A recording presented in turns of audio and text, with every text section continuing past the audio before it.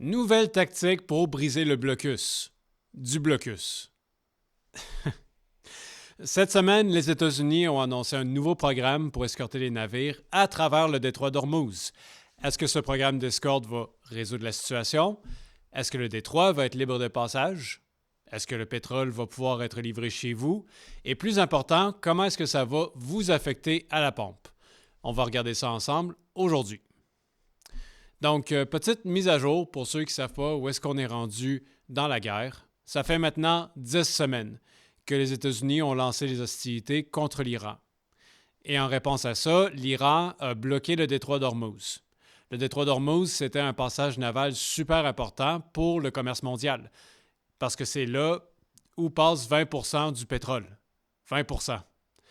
Et ça, c'est un moyen de pression économique. Et malheureusement, vous payez les conséquences de ça à chaque jour à la pompe. En réaction à ça, les États-Unis ont fait un blocus sur le blocus. Donc bref, le détroit est complètement bouché. Il n'y a plus aucun navire qui peut y rentrer ou sortir. Mais plus que ça, il y a plusieurs navires qui étaient déjà dans le détroit avant le début des hostilités et qui sont restés coincés depuis. En fait, j'ai regardé les chiffres qui sont sortis sur ABC ce matin, puis il y a présentement 1600 navires de rapportés qui sont bloqués depuis le début du conflit. Ça représente environ 22 000 membres d'équipage qui ne peuvent pas rentrer chez eux auprès de leur famille. Donc bref, à date, c'est une catastrophe. Et là, en réponse à la pression économique grandissante, le président Trump a annoncé un nouveau programme pour escorter les navires marchands à travers le blocus et les protéger des forces iraniennes. Et comment est-ce qu'il a appelé ce programme-là? Project Freedom! Faut que je donne ça aux États-Unis. Au moins, ils sont capables de rester sur le thème. Project Freedom! Operation Epic Fury! Liberation Day! Honnêtement, je serais même pas surpris qu'ils prennent tout ça sur ChatGPT. Mais bref, Project Freedom. Ça comprend 100 aéronefs de guerre, 25 000 troupes et des destroyers en position pour briser le blocus. Est-ce que ça peut marcher? Ben ça, je suis content de pouvoir adresser le sujet parce que ça tombe dans mon domaine d'études. Pour ceux qui ne le savent pas, j'ai travaillé 8 ans dans le domaine maritime comme officier de navigation. Donc, je vais pouvoir vous répondre directement, non. Non, les programmes d'escorte de navires ne vont absolument rien changer dans cette situation-là. Pourquoi? Pour un facteur que, à date, j'ai entendu personne parler dans les médias. Donc, question pour vous. Dans l'industrie maritime, c'est quoi le limitant premier? Qu'est-ce qui met le plus de bâtons dans les roues des compagnies maritimes? Réponse, les assurances. C'est les assurances qui dictent les limitations de l'industrie. Je vais vous donner un exemple concret. En 2015, la compagnie MSC avait sorti le MSC Oscar, qui était le plus grand navire de l'époque. On parle de 400 mètres de long. Et ils étaient prêts à en construire un plus grand encore. Mais le projet a été bloqué. Pourquoi? Parce que la compagnie d'assurance leur a dit qu'ils ne seraient pas en mesure d'assurer un plus gros navire. Parce qu'en cas de perte totale, ils ne seraient pas en mesure de les rembourser. Donc bref, le projet a été bloqué. Un autre exemple qui est un peu plus personnel, c'est ici, au Canada. Si on regarde notre territoire au nord, je parle de l'Arctique, c'est un territoire avec énormément de richesses naturelles qu'on n'a pas encore exploitées. On parle là d'hydrocarbures, des minéraux, des métaux. Et le gouvernement a investi énormément d'argent pour développer les infrastructures là-bas. Et plus important, il voulait inciter les navires commerciaux à aller chercher ces ressources là-bas. Sauf que ça n'a jamais marché. Pourquoi? Parce que les compagnies d'assurance regardent l'Arctique, ils font leur analyse de risque et se disent « Oh, il y a beaucoup de dangers là-bas. Il y a de la glace, il y a des icebergs, c'est un milieu isolé. » Donc, essentiellement, ils vont dire aux compagnies maritimes « Si vous envoyez vos navires en Arctique, on va devoir augmenter vos primes d'assurance parce que vous allez dans un secteur qu'on juge dangereux. » Et ça revient tellement cher pour les compagnies maritimes que, au final, c'est pas profitable pour personne d'aller en Arctique. Et ça, le gouvernement canadien a voulu combattre ça en donnant des incitatifs monétaires aux compagnies pour y aller et en faisant un programme d'escorte avec la garde côtière. Ça, je travaillais justement dans le temps pour la garde côtière et notre programme faisait en sorte qu'on escortait les navires au nord avec nos navires brise-glace. On leur faisait un chemin dans la glace. Et ça, ce programme-là, la garde côtière l'a roulé depuis 50 ans. Résultat? Rien. Même à ce jour, le transport maritime en Arctique reste très minime à cause du prix des assurances. Donc, si je faisais un parallèle avec la situation en Iran, si ça coûte aussi cher pour une compagnie d'envoyer un navire dans un secteur qui est un peu plus au nord, qui a un peu de glace, imaginez ça coûterait combien en assurance pour envoyer un navire à travers une zone de guerre, dans un passage où des batteries de tir iraniennes et des navires américains se tirent dessus. Pensez-vous que le facteur de risque va augmenter? Pensez-vous que ça va augmenter les primes d'assurance? Donc oui, pour les compagnies, ça fait aucun sens d'envoyer leurs navires à travers la zone. Leurs assurances leur coûteraient tellement cher qu'encore une fois, ça ne vaut pas la peine. Programme d'escorte ou pas, en fait, je pense que le programme d'escorte empire les choses parce que le navire commercial doit littéralement rester à côté du navire de guerre pendant qu'ils se font tirer dessus. Puis une balle de perdu et ouais. Et ça, si on regarde sur l'échelle de l'escalade du conflit, c'est un avantage énorme pour l'Iran. Parce que tout ce qu'ils ont besoin de faire, c'est de maintenir la présence de danger dans le secteur. Pour les États-Unis, c'est beaucoup plus compliqué parce qu'il faut qu'ils prouvent que le secteur est maintenant sans danger. Puis pour le faire, il faudrait qu'ils complètent plusieurs escortes d'affilée sans aucun échange de tirs ou altercation pendant des mois. Pour l'Iran, c'est beaucoup plus simple. Ils ont juste besoin de tirer sur un navire une fois de temps en temps. Ils n'ont même pas besoin de gagner l'échange de tir, juste de créer une situation de tir. Et même pas sur tous les navires. Juste 1 sur 10, c'est suffisant. Juste pour maintenir le danger. Ou encore plus simple, de mettre des billes de baride à travers le passage. Ou encore plus simple, juste la menace de la présence de billes suffit. Vous voyez comment ça marche? Donc ouais, ça c'est une faille majeure dans le plan d'escorte. L'autre faille, c'est que ça dépend entièrement sur la volonté des navires marchands de vouloir participer à cette escorte, de leur faire confiance et de se sentir assez en sécurité pour tenter le passage.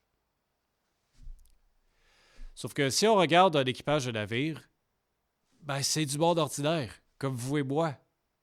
J'ai travaillé avec eux pendant plusieurs années. C'est du monde persévérant, dédié à leur travail. Mais au final, pour la plupart, c'est juste un job pour eux. Ils travaillent pour gagner de l'argent, puis pour subvenir aux besoins de leur famille. Ils ne travaillent pas pour la liberté ou le libre marché. Et ils sont clairement pas assez payés pour passer à travers une zone de guerre. Comme, je ne sais pas c'est quoi votre travail. Peut-être que vous travaillez dans les bureaux, ou dans un chantier de construction, ou sur la route, mais peu importe. Dans mon exemple, imaginez que du jour au lendemain, on vous dit « Ouais, il y a des groupes armés qui sont dans le secteur, fait il y a de fortes chances que tu te fasses tirer dessus en rentrant au travail. » Est-ce que vous prendriez le risque d'aller au travail? Non. Non, c'est juste un job. Ça ne mérite pas que vous sacrifiez votre vie pour. Et c'est pareil pour ces 22 000 membres d'équipage, parce que, oui, je ne peux pas imaginer pour eux, ça doit être très difficile d'être présentement coincés dans le détroit, mais de là à mettre leur vie en danger pour sortir, aucune chance. Et juste pour appuyer mon point, voilà un short qui a été fait par un des capitaines qui est pris dans le détroit. My ship is stranded here in Persian Gulf ever since the war started. We have a clear written instruction from our company office: do not pass the Strait of Hormuz. So we are waiting for instructions. Of course, my company would never take this decision at the moment until unless everyone assess the situation. They know that it is clearly safe to transit the Strait of Hormuz. None of the ships will, try to become hero and they will show their courage to pass through Strait of Hormuz. We should get confirmation that all the sea mines are removed properly. Donc oui, présentement, l'Iran a l'avantage sur l'échelle de l'escalade du conflit. Et en réponse à ça, la rhétorique du gouvernement américain va comme suit. On va les éradiquer de la carte. On va les bombarder jusqu'à les renvoyer à l'âge de pierre. Ça, c'était une déclaration du président Trump durant une de ses conférences de presse. Donc, essentiellement, ça serait de tellement fracturer les institutions de pouvoir là-bas à un point tel que le gouvernement s'écroule complètement puis que l'Iran soit plongé dans l'anarchie totale. Sauf que ça ne va pas arranger la situation. En fait, ça va l'empirer parce que pour que la zone soit considérée sécuritaire, ça prend un gouvernement fonctionnel en place, avec une autorité, un système de loi, puis des forces armées capables de faire respecter l'ordre et la sécurité. Si tu retires le gouvernement iranien, tout ce que ça va faire, c'est que le détroit d'Ormuz va devenir une zone sans loi. Et ça va inciter des actes de piraterie contre les navires marchands. Comment est-ce que je sais ça? Parce que c'est exactement ce qui s'est passé en Somalie. Si on retourne en 1990, on a complètement écroulé leur gouvernement. Et après, on s'est dit « Ah, un bon travail accompli. Rien de tel qu'une bonne dose de liberté. Oh ouais, c'est quoi ça? Des pirates somaliens qui attaquent des navires marchands? Mais d'où est-ce que ça sort? » Parce que oui, quand tu retires un système de gouvernance en entier, ça crée un vide. Ce vide-là va se remplir par des seigneurs de guerre. Et le désespoir va inciter des crimes armés. Et là, on veut répéter l'expérience ici. Vraiment, on n'a rien appris de la guerre froide, hein? Donc, pour revenir au sujet du programme d'escorte, il y avait très peu de chances que ça marche. En fait, ce matin, avant que je prépare l'enregistrement, j'avais regardé les nouvelles et j'ai appris que le projet Freedom avait été mis en suspens par le gouvernement américain. Donc, plus d'escorte jusqu'à nouvel ordre. Ouais.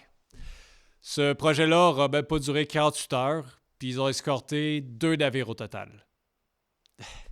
Aussi, je dois dire, c'est toujours drôle quand on entend un président américain annoncer publiquement que le projet Liberté a été mis en suspens. Ouais. Donc oui, le projet est présentement en suspens. Mais pourquoi? Le gouvernement américain avait justifié ça à la presse en disant « Ah, c'est parce qu'on a une nouvelle entente qui se négocie avec l'Iran. » Est-ce que c'est le cas? Non. Puis on va regarder ensemble les vraies raisons. Déjà, ce programme-là avait un mauvais départ parce que, comme j'avais mentionné plus tôt, ça comptait déployer sans arrêt ODEF pour couvrir le secteur. Sauf que les pays voisins ne leur ont pas permis de voler dans l'espace aérien territorial. On parle des pays comme l'Arabie saoudite, le Koweït, qui ont essentiellement dit aux États-Unis « Non, vos aéronefs n'ont pas la permission de voler par-dessus notre territoire. » Donc, à cause de ça, ça limite l'espace d'opération pour les avions de chasse, afin qu'ils effectuent leurs manœuvres. Aussi, ils n'ont plus vraiment d'endroit sécuritaire où ils peuvent atterrir. Et ça, c'est quand même surprenant parce que l'Arabie saoudite, le Koweït, c'est des pays alliés des États-Unis. Donc, pourquoi est-ce qu'il leur aurait dit ça? Parce qu'ils ont regardé les Émirats arabes et ils ont vu c'était quoi le prix à payer pour pleinement supporter les États-Unis. La semaine dernière, l'Iran a attaqué une de leurs raffineries de pétrole et ça a montré que, l'Iran est prêt à attaquer les pays du Golfe s'ils prenaient le côté de l'Amérique, et de 2, que l'Amérique n'était pas en situation de leur offrir de protection en retour. Donc là, je pense que le Koweït puis l'Arabie saoudite ne voulaient pas être les prochaines cibles de l'Iran. Donc bref, les aéronefs ne sont plus une option. Et là, tout ce qui reste, c'est les navires de guerre. Et ça nous amène à l'autre partie du problème. C'est qu'il y a eu des échanges de tirs quand les navires américains se sont trop approchés de la bordure du blocus. Et ça, je pense que c'était pas prévu. Parce que je me rappelle, il y avait un analyste c'est le professeur Pape, c'est ça. Le professeur Pape avait fait une analyse qui disait que quand le programme avait commencé, c'était une sorte de « t'oserais pas » qui était lancé à l'Iran. T'oserais pas attaquer nos navires. T'oserais pas mettre le cessez-le-feu en danger. Donc ouais, selon son analyse, c'était une sorte de gageure lancée à leur ennemi. Puis honnêtement, je trouve que cette théorie fait du sens. Mais dans ce cas-ci, oui, les Iraniens ont osé. Et je pense que les Américains ne s'attendaient pas à ça. Donc ça, c'est la raison pour laquelle le programme a été mis en suspens. Le cessez-le-feu tient encore, pour le peu que ça vaut. Et apparemment, l'Iran a envoyé une nouvelle proposition de paix. J'ai pas trop d'espoir que ça aille bien loin, mais on verra. En conclusion, pour vous, est-ce que vous allez payer moins cher à la pompe? À court terme, malheureusement, non. En fait, je dirais tout le contraire. Vous allez devoir payer plus cher parce que le marché boursier avait mis beaucoup d'espoir sur le projet d'escorte.